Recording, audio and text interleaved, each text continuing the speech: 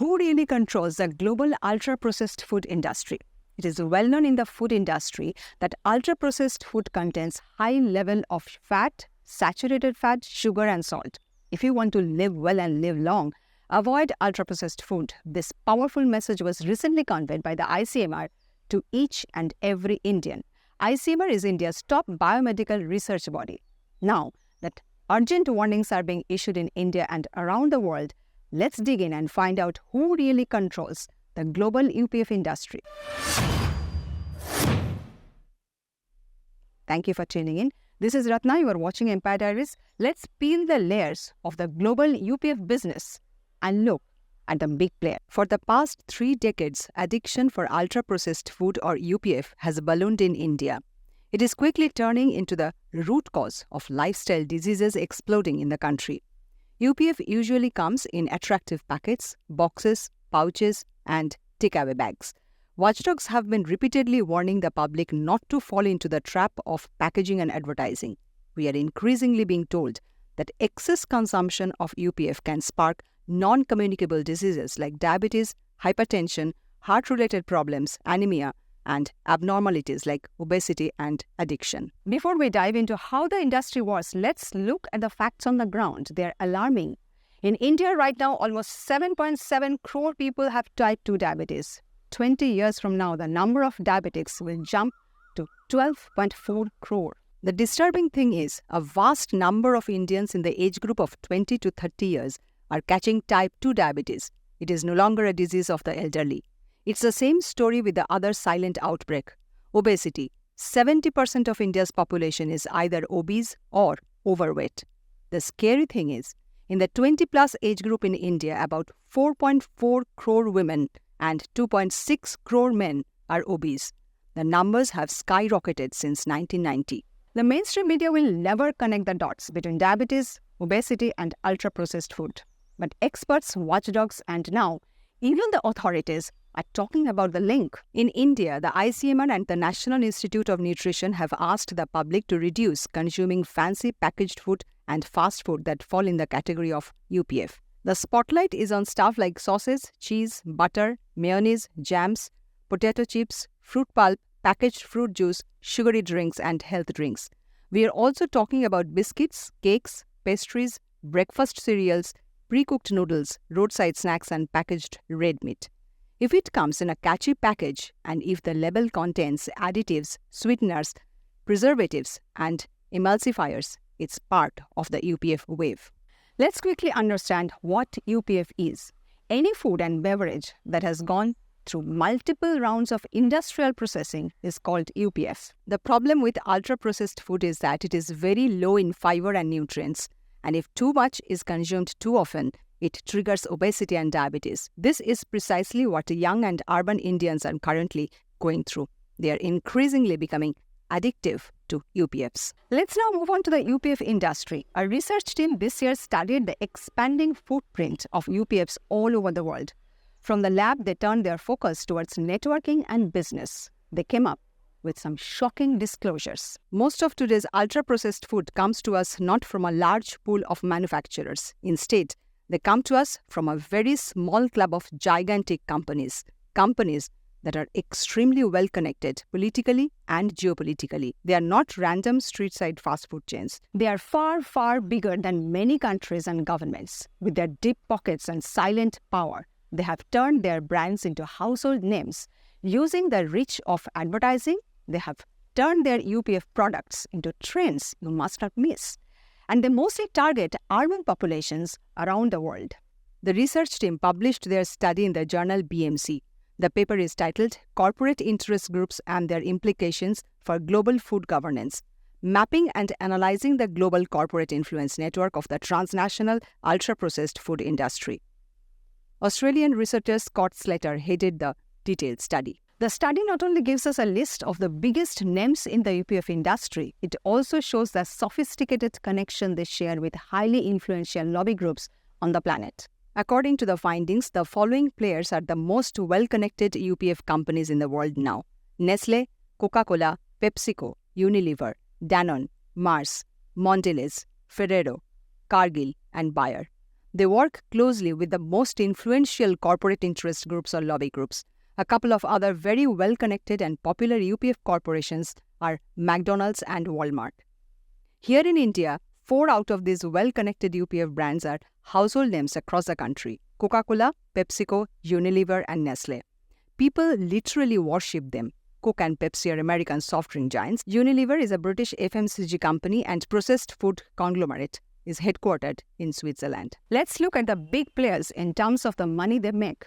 Which are the biggest UPF businesses in terms of revenue? At the top, we have PepsiCo, followed by Nestle, Coca-Cola, Kraft Heinz, Unilever, General Mills, Suntory Holdings, Danone, Mondelez International, and Kellogg's. As you can see, 6 of the top 10 money-spinning UPF companies are headquartered in the US. It clearly shows that if ultra-processed food is a global outbreak, then its epicenter lies in America. The research doesn't stop at dropping names of the leading companies that sell ultra-processed food. It also gives us the names of international lobby groups that work closely with UPF manufacturers. And these lobby groups ensure the gigantic UPF corporations can go from country to country, influence policymaking, enter new markets, and make more money. So which are the biggest corporate interest groups helping UPF manufacturers? The top 4 international players are Science-Based Targets Initiative or SBTI, Roundtable on Sustainable Palm Oil or RSPO, United National Global Compact, and Business for Nature. Now, do you know who funds the lobby group SBTI? A team that includes Amazon, Bezos Earth Fund, and Rockefeller Brothers Fund. Who are the partners of Business for Nature? Confederation of Indian Industry, World Economic Forum, and Cambridge University. And who created the lobby group RSPO? Unilever and WWF. Also, there are some national-level lobby groups that we need to know, like Association of National Advertisers, Food Marketing Institute, and World Federation of Advertisers. As you can see, this is like a revolving door where UPF corporations, lobby groups, government representatives, and the political class are going hand in hand. It's difficult to even keep track of who is connected with whom. The top lobby groups are naturally not well known to the public. They mainly work silently in the corridors of power, hanging out with the ruling class and cutting deals. Where are these corporate interest groups headquartered? Obviously, in places that give them quick access to powerful governments. About 33% of lobby groups are based in Washington, D.C. and Brussels, the hub of important decision makers. The rest are based in the capital cities of major national markets of UPF, mostly in Switzerland, Britain, and France. Want to know the names of a few popular lobby groups that often teamed up with UPF companies to help them? It's a long list. The names won't surprise you. Bill and Melinda Gates Foundation, World Economic Forum, Red Cross, Water Resources Group of the World Bank, various US Chambers of Commerce, EU Chamber of Commerce in China, Indian Society of Advertisers, UN Food Systems Summit, USAID, UN World Food Programme, and WWF. Talking about corporations and lobby groups coming together, there are some interesting observations that the BMC research paper makes. 1. It discovered that a very small number of powerful UPF manufacturers together play the main role in influencing the fast food industry's political activities. They act like a club, which goes from country to country, conveniently using lobby groups to get access to lucrative markets. The research report says Nestle, Coca-Cola Company, Unilever, PepsiCo, Danone, Mars, Mondelez International, and Ferrero are core to the network in terms of most memberships and are therefore likely to play the leading role in coordinating the UPF industry's transnational political activities. Observation 2. The UPF industry's global influence network didn't grow overnight. Instead, it evolved over time, with many corporate lobby groups coming to life only since the 1990s. Interesting thing is, the 1990s was a time when foreign companies from west to east started making a beeline for India's vast market. Observation 3. The report concludes that the top UPF corporations heavily invest resources to build a network of corporate interest groups. We found that the top 10 leading UPF corporations have on average 99.5 connections within the UPF corporate influence network, with the top 5 PepsiCo, Nestle, Coca-Cola, Kraft Heinz, and Unilever averaging 127.8 connections, the researchers wrote. They also presented a real example of how a UPF company was directly involved in creating a lobby group from scratch. Coca-Cola set up and founded a global network of interest groups for decades. It's called International Life Sciences Institutes, or ILSI. Here in India, UPFs are increasingly becoming popular among young people. The country has lately seen an explosion of consumerism and shopping malls. Companies that make ultra-processed food are cashing in on the consumerist fever. They're pushing hard, trying to expand their consumer base, dig deep into households, and make more revenue. Here's a quick list of a few popular brands and companies that are in the UPF business in India.